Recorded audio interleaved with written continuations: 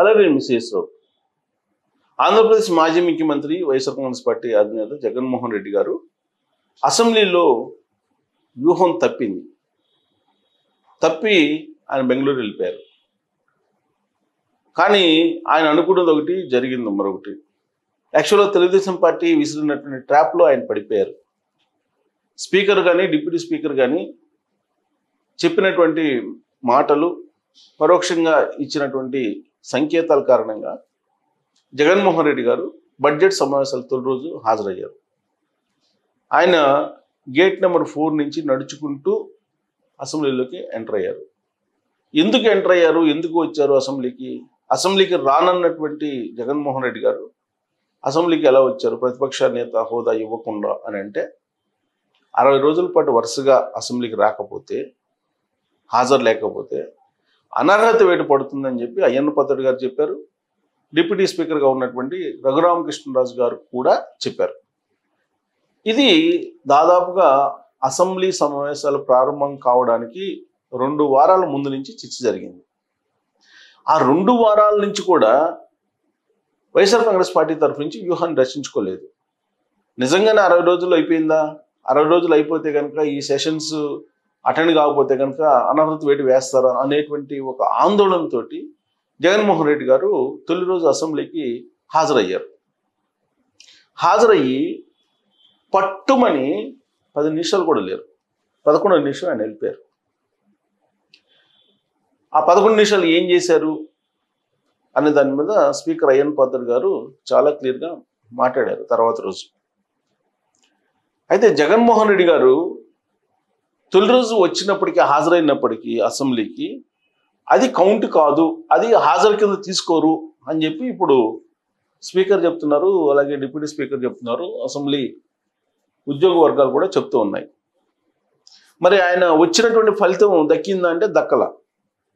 Governor ప్రసంగం అయిపోయిన తర్వాత సభ వాయిదా పడుతుంది కాబట్టి గవర్నర్ ప్రసంగం హాజరైనటువంటి సందర్భంగా హాజరు అనేది ఉండదు కాబట్టి అది వర్కింగ్ డే కింద రాదు అని చెప్పి ఇప్పుడు మరొక కొత్త లాజిక్ని ఉంది ప్రభుత్వం వైపు నుంచి. మరి వ్రతం జడ్డ ఫలితం దక్కిందంటే దక్కలేదు, ఎందుకంటే అది హాజరు కింద రాదు. మరి 60 రోజుల పాటు వరుసగా రాకపోతే అనర్హత వేటు వేస్తారు కదా అని అంటే ఇప్పుడు 60 రోజుల కాలం, వాస్తవంగా దాదాపు 40 చిల్లర రోజులు ఏమైంది, 60 రోజుల కాలం. ఇంకా ఈ సెషన్స్ మొత్తం రాకపోయినా కానీ ఆయనకేం కాదు, అనర్హత వేటు పడదు వాళ్ళు చెప్తున్న దాని ప్రకారం. మరి ఆందోళన చెంది అసలు ఎన్ని రోజులు అసెంబ్లీకి అటెండ్ అయ్యానని కూడా తెలియకుండా, చెక్ చేసుకోకుండా అనర్హత వేటు పడుతుందేమో అనేటువంటి ఆందోళనతో తొలి రోజు అటెండ్ అయ్యారు. మంచిదే, అటెండ్ కావాల్సిందే కూడా. ఆయన ఎమ్మెల్యేగా పులివెందుల నుంచి ఎంపికయ్యారు. ఖచ్చితంగా ఆ పులివెందుల సమస్యలు మాట్లాడటానికి, పార్టీ అధినేతగా రాష్ట్ర సమస్యలు మాట్లాడటానికి అసెంబ్లీకి హాజరు కావాల్సిందే. ఎంతమంది సభ్యులు ఉన్నారు, ఎంతమంది వాళ్ళు అటెండ్ అయ్యారనేది ఇమ్మెటీరియల్. ఖచ్చితంగా ఎంతమంది ఉన్నా కానీ ఒక్కడైనా సరే అటెండ్ కావాలి. కానీ జగన్మోహన్ రెడ్డి గారు అటెండ్ కావట్లేదు. అటెండ్ కాకపోగా కోర్టుకు వేశారు పిటిషన్, నాకు ప్రతిపక్ష హోదా కావాలని. ఛాన్సే లేదని చెప్పి చెప్తున్నప్పుడు, అది సాధ్యం కాదని చెప్పి అర్థమవుతున్నప్పుడు అసెంబ్లీకి హాజరు కావాలి కదా. ఆల్రెడీ ఆయన ఏదైతే భీష్మించుకున్నాడో అది ఆ వ్రతం చెడిపోయింది. ఆల్రెడీ అటెండ్ అయ్యాడు ఆయన అసెంబ్లీకి అటెండ్ అయినటువంటి జగన్మోహన్ రెడ్డి గారు 2వ రోజు నుంచి కనిపించలా. ఆయన కనిపించకపోగా ఆయన పార్టీ ఎమ్మెల్యేలను కూడా అటెండ్ కాకుండా ఆయన సంకేతాలు ఇచ్చారు. దాంతో అసెంబ్లీకి వైఎస్ఆర్ కాంగ్రెస్ పార్టీ వాళ్ళు దూరంగా ఉన్నారు. అంటే ప్రజలు ఇచ్చినటువంటి మ్యాండేటరీని వాళ్ళు గౌరవించడం లేదు. అలాంటప్పుడు ప్రజలు ఏమనుకుంటారు, ప్రజా సమస్యలను పరిష్కరించడానికి, ప్రజా సమస్యలు తెలియజేయడానికి కదా వాళ్ళు గెలిపించింది. సరే, వాళ్ళు కడపకి వెళ్ళారు. కడపలో ఆయన ఏదో మీటింగ్లో పాల్గొని అటు నుంచి అటు బెంగళూరు వెళ్ళిపోయారని చెప్పి తెలుస్తుంది. అంటే ఈ సెషన్స్కి నా హాజరు కారు ఆయన. ఈ అసెంబ్లీకి హాజరు కాకపోవడాన్ని తీవ్రంగా పరిగణిస్తుంది పబ్లిక్ కూడా.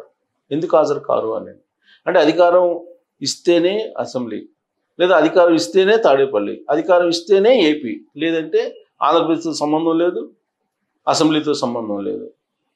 మరి బెనిఫిట్స్ అన్నీ నెరవేరుతున్నాయి కదా ఆయనకి. ఒక ఎమ్మెల్యేగా ఏమేమి ఇవ్వాలో అవన్నీ ప్రజలు ఇస్తున్నారు కదా. మరి అవి తీసుకుంటున్నారు కదా, అవి తీసుకున్నప్పుడు మీరు అసెంబ్లీకి హాజరు కావాలి కదా అనేటువంటి అంశాన్ని షర్మిల గారు ప్రస్తావిస్తున్నారు. ఒకటి. రెండు ఏంటంటే ఆయన 60 రోజుల పాటు వరుసగా అటెండ్ కాకపోతే అనర్హత వేటు వేస్తారని భయపడిపోయి వచ్చారు. నిజంగా రాకుండా ఉంటే అనర్హత వేటు పడితే అప్పుడు పులివెందులకి ఉప ఎన్నిక వస్తుంది. పులివెందులకు ఉప ఎన్నిక వచ్చినప్పుడు గత 24 ఎన్నికల్లో వచ్చినటువంటి మెజారిటీ కంటే కూడా ఎక్కువ మెజారిటీతో కనుక గెలవగలిగితే అదొక క్రెడిట్ అయ్యేటువంటి అవకాశం ఉంది జగన్మోహన్ రెడ్డి గారికి. ఎందుకంటే జగన్మోహన్ రెడ్డి గారు పార్టీ బలోపేతం చేసుకోవడానికి ఆయన ఉపయోగించినటువంటి అస్త్రం ఏంటంటే తొలి రోజుల్లో కాంగ్రెస్ పార్టీ అధికారంలో ఉన్నప్పుడు దాదాపుగా 25 మంది ఎమ్మెల్యేల చేత, కాంగ్రెస్ పార్టీ ఎమ్మెల్యేల చేత రిజైన్ చేసేసి గ్రౌండ్ లెవెల్లో వైఎస్ఆర్ కాంగ్రెస్ పార్టీ ఎన్నికలకు వెళ్ళింది. అదే తొలి ఎన్నిక వైఎస్ఆర్ కాంగ్రెస్ పార్టీకి. ఆ ఎన్నికల్లో 2 తప్ప మిగతా వాళ్ళు గెలిచారు.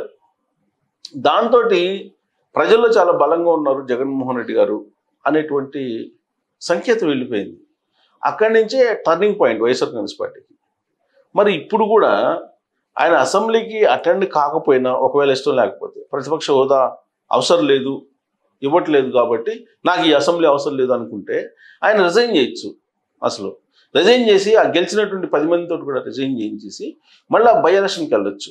బై ఎలక్షన్కి వెళ్ళిపోయి ఆయన సత్తా ఏందో నిరూపించుకుంటే కనుక ఆ 10 మంది భారీ మెజార్టీతో కనుక గెలిస్తే ప్రజలు జగన్మోహన్ రెడ్డి గారి తోటి ఉన్నారు. జగన్మోహన్ రెడ్డి గారికి ప్రతిపక్ష హోదా ఇవ్వలేదు కాబట్టి భారీ మెజార్టీతో వైఎస్ఆర్ కాంగ్రెస్ పార్టీని గెలిపించారు అనేటువంటి సంకేతాన్ని వినిపించడానికి అవకాశం ఉంటుంది.